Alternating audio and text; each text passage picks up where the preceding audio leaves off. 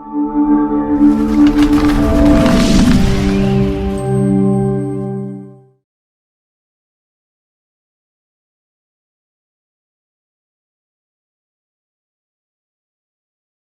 to the Five of Us. We are five outspoken women with close to 150 years of experience as broadcast journalists.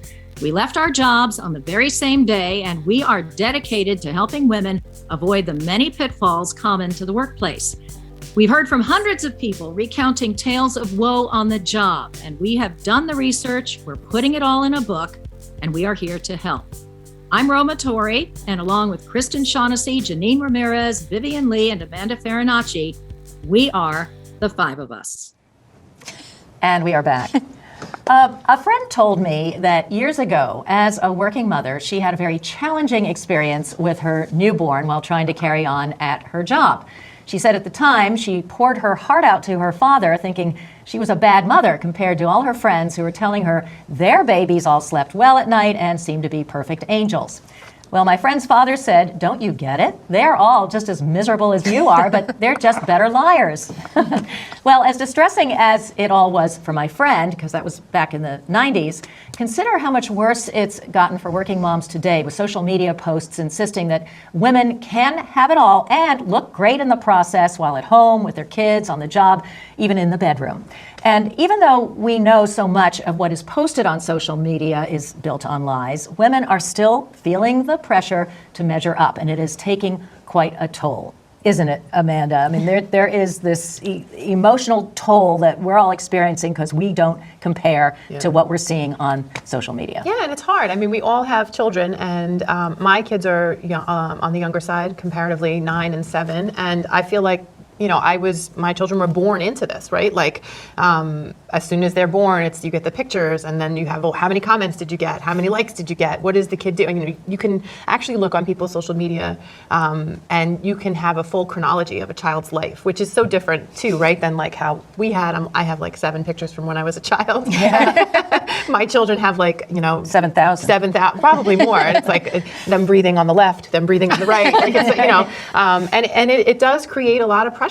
I have felt it. I have girlfriends who have felt it, and it's something we talk about. It's funny that I talk about it with my friends, and my friends are guilty of being the people who post the stuff that make everybody feel pressure. So it's like, it's because it's become what you do now.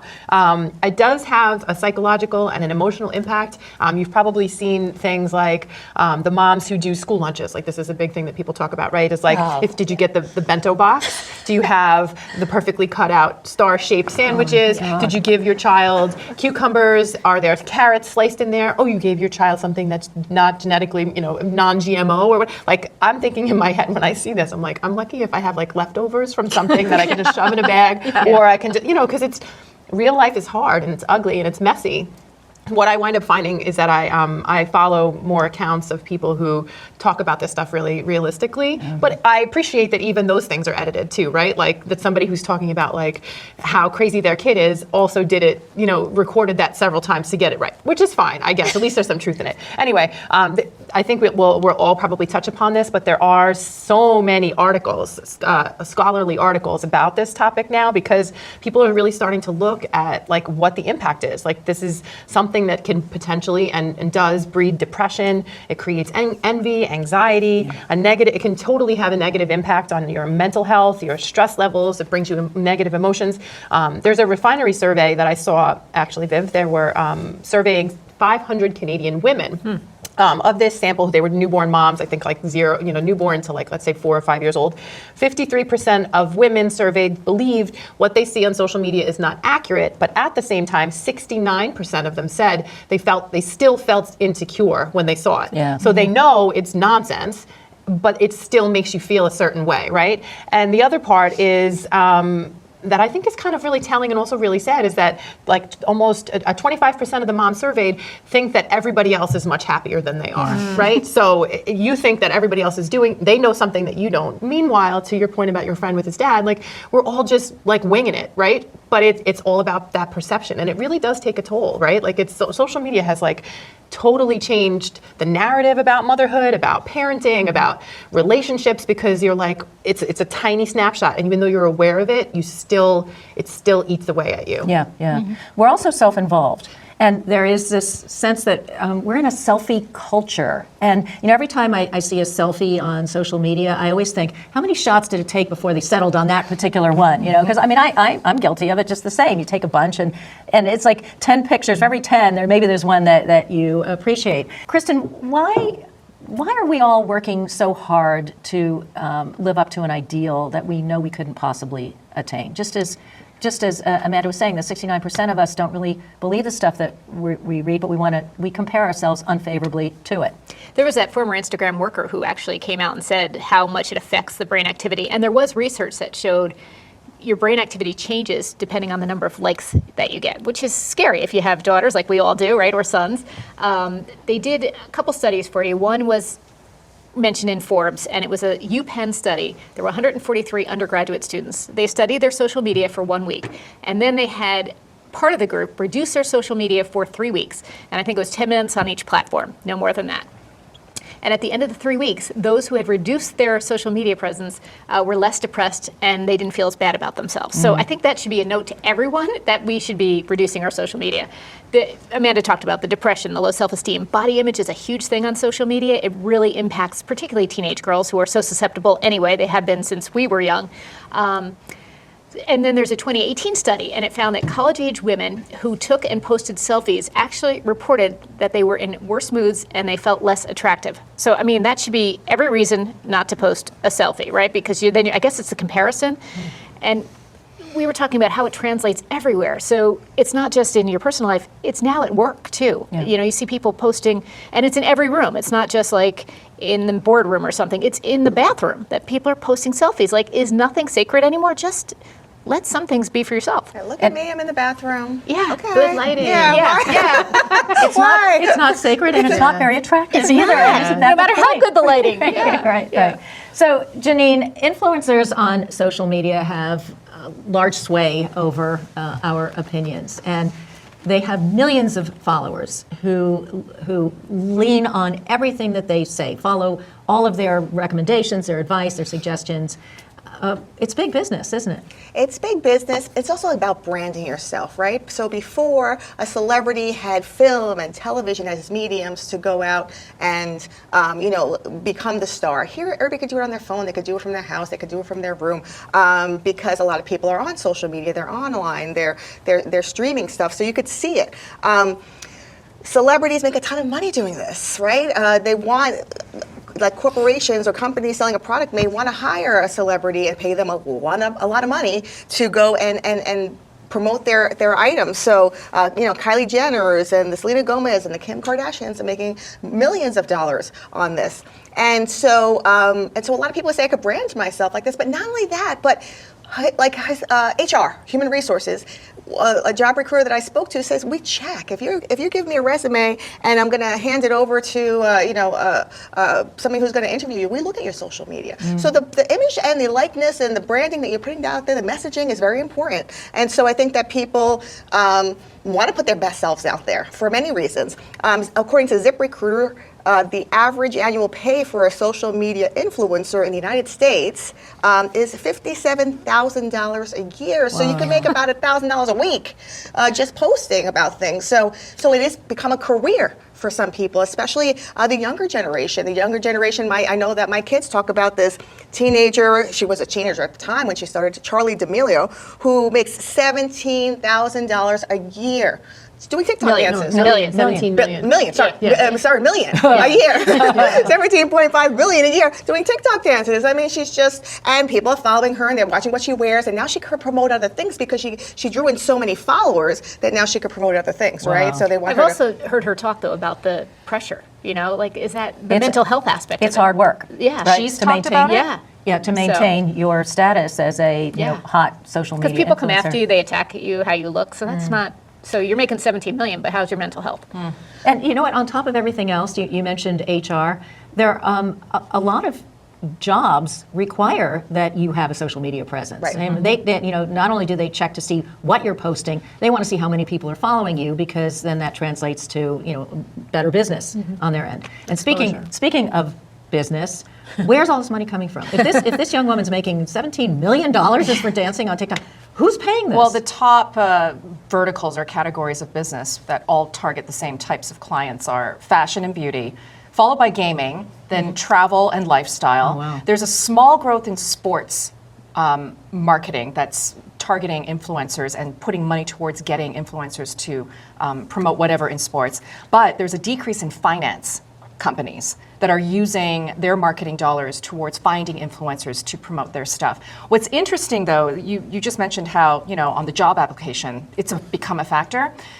Joe Galeazzi, who's the co-founder of Viral Nation, a major content-making hub, has predicted that social influence is going to be the new bachelor's degree in the future. Oh, my I believe He's that. also predicted that the Every term company needs it. Yeah, every company does need it. He's predicted that every company will have a portion of their budget directed towards influencer marketing. And he also sees another trend coming, which is live streaming to promote products and services, because it's a $300 billion a year business in China alone. And North America is just starting to push into this. So this was his prediction from last year. But let's take a look at how much money has grown in terms of spending towards influencer marketing. In 2016, when Influencer Marketing Hub, which I got these numbers from, started, they have been surveying thousands of product managers and marketing agencies and PR firms, as well as brand representatives. And in 2016, $1.7 billion was spent on influencers. In 2022, that had grown to $16.4 billion, and this year the prediction is that it's going to grow another 30% to $21.1 billion, which actually translates, when you take into account how much marketing dollars is being sent that way, and how much money influencers can make, because they can make anywhere from $50,000 plus a year to $25-30 million a year. Wow. We're looking at trillions of dollars in the industry, and it's gotten to the point where it's. You were talking about the study of how the hit in the brain happens when you see how many likes. It reminded me of something I learned back in high school when, in social studies class, we learned that when a person hears their own name said, it causes a hit. It's a positive hit in the brain of the person who's hearing their name said. So when you meet people for the first time, you should say their name a number of times, just to make that connection. It strikes me that influencers are kind of doing the same thing, because it's in your hand all the time. You get the notice, the badge that says, oh, here's something else that this person has posted. You don't have to make an appointment to sit down and watch the commercial on TV like we did when we were growing up. Now it's like, it makes sense that marketers are spending so much money this way, because they've got tiny little advertisements and niche markets that they can hit. And also, Charli D'Amelio is considered a supernova by some in terms of her mega stardom as an influencer. But now the trend is turning towards nano and micro influencers, people who have only 1,000 to 100,000 followers, like anywhere in that range. They're cheaper for marketers to pay, like just $100 a post as opposed to 10,000 a post. And they can help marketers target certain micro segments of the population with their product and service by going after the nano and micro influencers to promote those products and Just services. think about how, we as consumers, I follow some people, and if I see something that specifically for certain content, right? And I have purchased things at the suggestion of the person who's influencing me, right? And so I'm not a crazy, I'm not spending crazy money on it, but I just bought a new pair of sneakers that were suggested for me by so there's a and it makes it in a lot of ways it's easier, right? Just as a consumer, because you see something that I wouldn't have the time or the wherewithal to go search out. I see it on this person. I'm like, that's nice. It's easy, whatever. And I'm sure she made money off of it. Yeah, it's those damn cookies too, right? They can figure out what your tastes are. Well, I have to say, I purchased something too based on somebody reaching out to me thinking that I might like it, and I did like it, at least how it looked.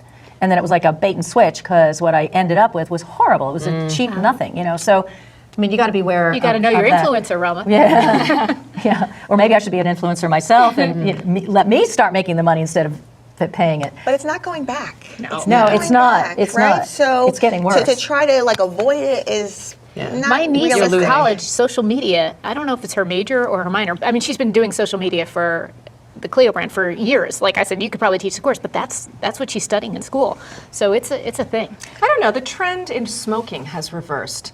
Like, I don't think social media is going back. oh, well, so I don't immediate. know. There was one Influencer Marketing Hub survey that I saw that showed that 2021, when things started opening up again after the pandemic around the world, Yeah. that was when the biggest spike in marketing dollars to influencers happened, and then it started to go down last year, and it's kind of plateaued at the start of this year. Now, the economic outlook for the entire world with inflation and whatnot may have something to do with that, but I think there is like an ebb and flow to this.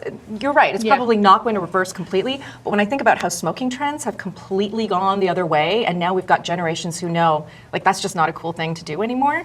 I mean, that gives me some hope that people will start to take this with some measure. All the like- executives from Apple and wherever that won't give their kids phones because they know the impact. They know how it affects your brain How activity. addictive it but is, we've like heard that, and we tobacco. still use social media. Yeah. So Well, but I mean, on the other hand, smoking can kill you, and I have to be honest, maybe social media can kill you too, or Well, at think least about bullying. I think Yeah. mental or drive, health, yeah. mental health, mental health yeah. drive starts to you. weigh on Right, you. I mean, we talked about that, Yeah. and suicides. Yeah. I mean, it's really sad. So you know, Yeah. I kind of wish we went in that direction, but I don't see it happening. I almost feel it's a conspiracy to make us feel inadequate, so we have to keep our Buying. eye on these things, purchasing these things just to make us feel happier. And you know what it is when you buy something that you think is good. That's when the synapses Dopamine, yep. in the brain start going off, and you feel good about yourself. And I think that's what keeps us going, unfortunately. And I don't know any other way to counteract I that. think that one study where you limit is probably very good because if it shows that they all had the same,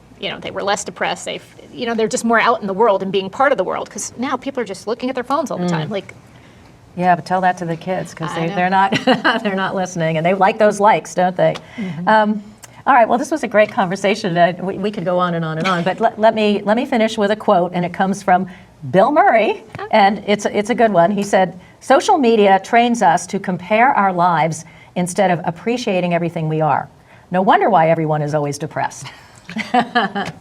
Bingo, right? All right, that was a good talk. Thanks for joining us. Thanks for listening, folks, and thanks for watching. Those of you who are watching, and we'll see you next time.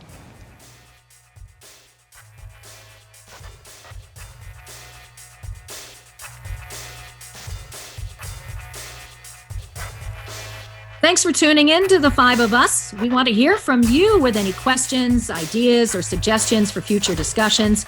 Just write to us at the email you see here, and we will be eager to help. Talk to you next time.